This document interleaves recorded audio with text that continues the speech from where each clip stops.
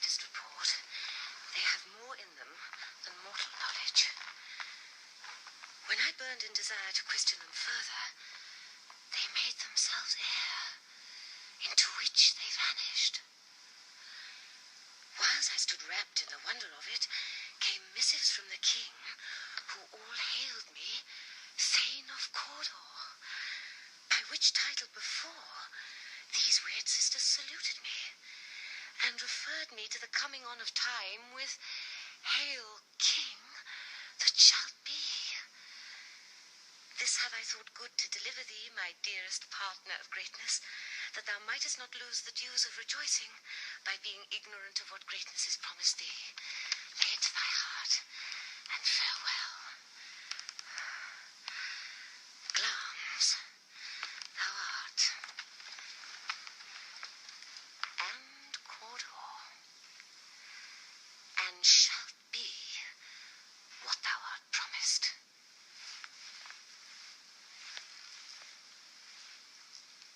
Yet do I fear thy nature.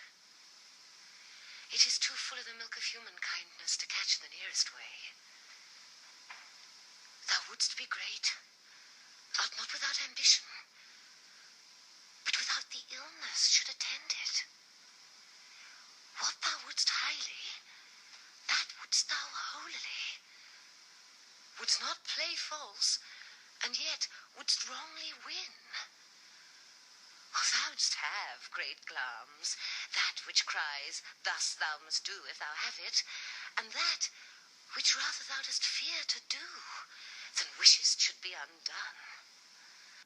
Hie thee hither, that I may pour my spirits in thine ear, and chastise with the valour of my tongue all that impedes thee from the golden round, which fate and metaphysical aid doth seem to have thee crowned withal. What is your tidings? The king comes here tonight. Thou art mad to say it. Is not thy master with him? Who, wert so, would have informed for preparations? So please you, it is true. Our Thane is coming. One of my fellows had the speed of him, who almost dead for breath. That's scarcely more than would make up his message. Give him tending. He brings great news. The raven himself is hoarse that croaks the fatal entrance of Duncan under my battlements.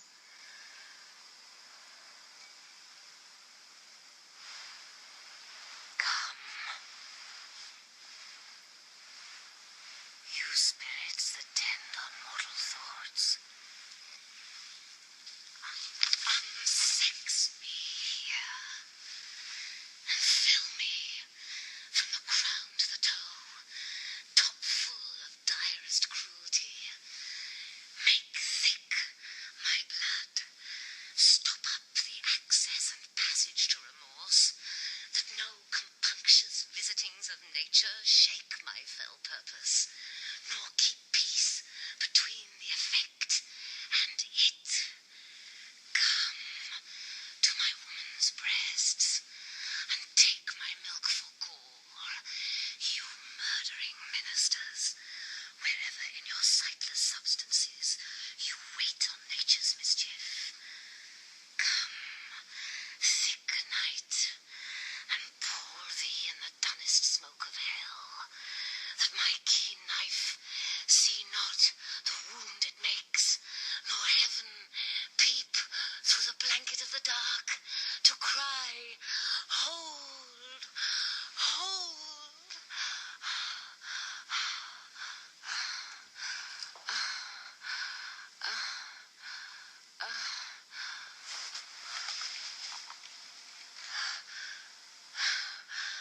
Great Glamis, worthy Cawdor, greater than both by the all-hail hereafter, thy letters have transported me beyond this ignorant present, and I feel now the future in the instant.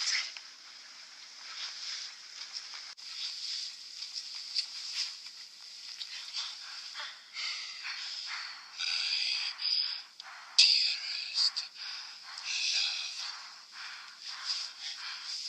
Duncan comes here tonight. When goes hence?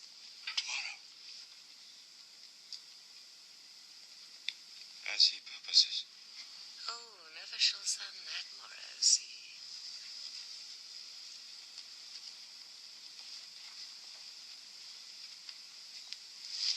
Your face, my thing, is as a book where men may read strange matters. To beguile the time, look like the time. They're welcome in your eye, your hand, your tongue. Look like the innocent flower, but be the serpent under it.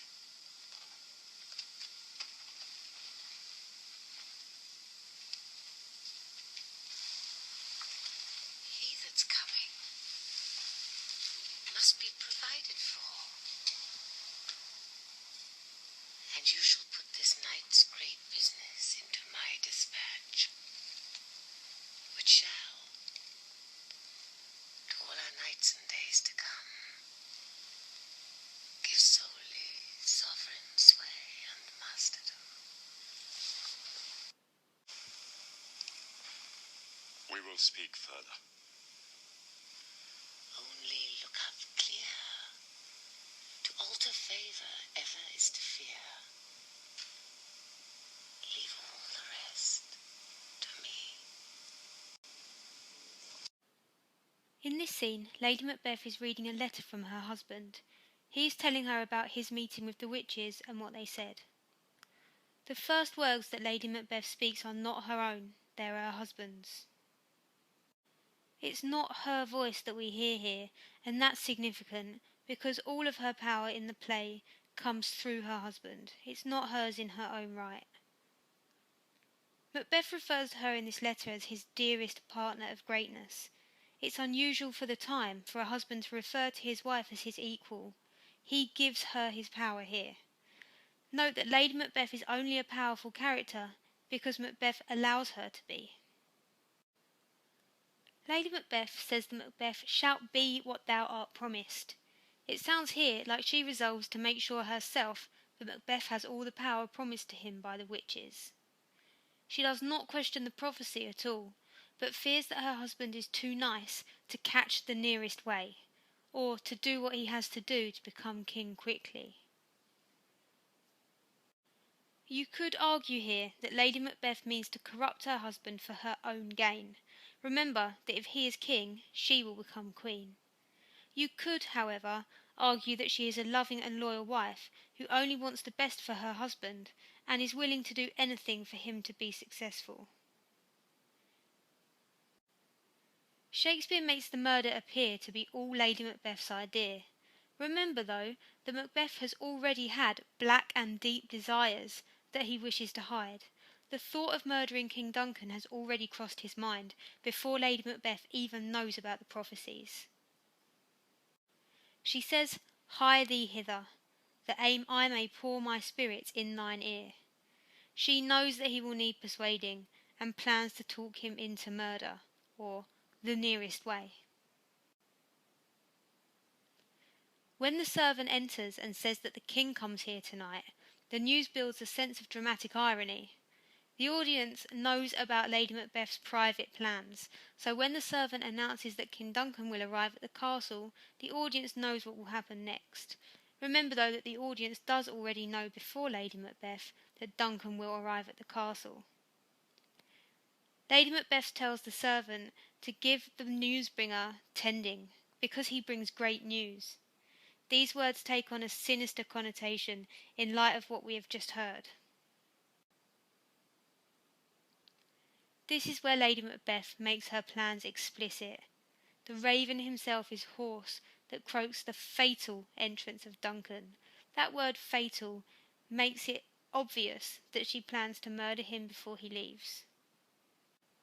Lady Macbeth calls on the help of spirits to unsex her. She feels that in order to commit murder, she will need to rid herself of everything that makes her a woman. Calling on spirits to help her do this links her to the witches. She asks them to stop up the access and passage to remorse. Here is evidence that Lady Macbeth knows what she plans to do is wrong. She is asking for help to stop her feeling guilt. This is evidence of her weakness. The image of exchanging breast milk for gall or poison is meant to shock the audience. She takes something that is intended by nature to give life and uses it to depict poison. This strengthens the message that what she intends to do is unnatural. This could be interpreted as a sign of her evil character. However, it could also be interpreted as evidence of how desperate she is to support her husband.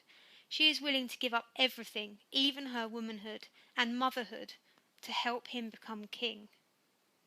Remember that a Jacobean audience and a modern one have very strong ideas about how women should behave naturally, and here Lady Macbeth goes against those beliefs.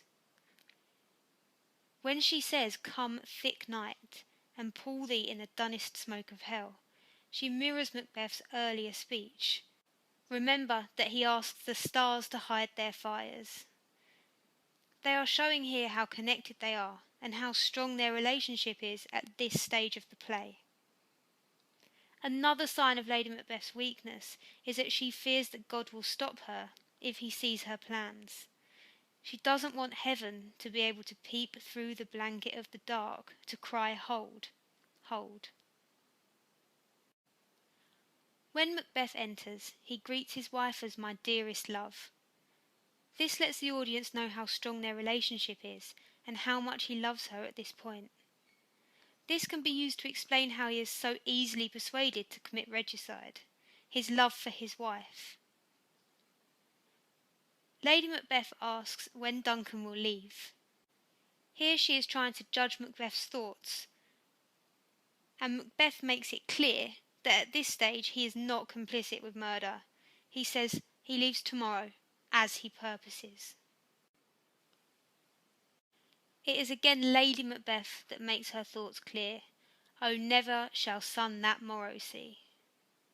Shakespeare portrays Macbeth as an open and honest man who needs advice from his wife, the woman, on how to be deceptive. She says, "To beguile the time, look like the time. Look like the innocent flower, but be the serpent under it." Macbeth dismisses Lady Macbeth here. He says we will speak further. He makes it clear that he is not in agreement with her at this point, but she is not deterred. She says, "Only look up clear. To all to favour ever is to fear. Leave all the rest to me." All he has to do is look innocent, and she will take care of the rest. She takes complete control over the preparations for the crime, but she does not commit it herself.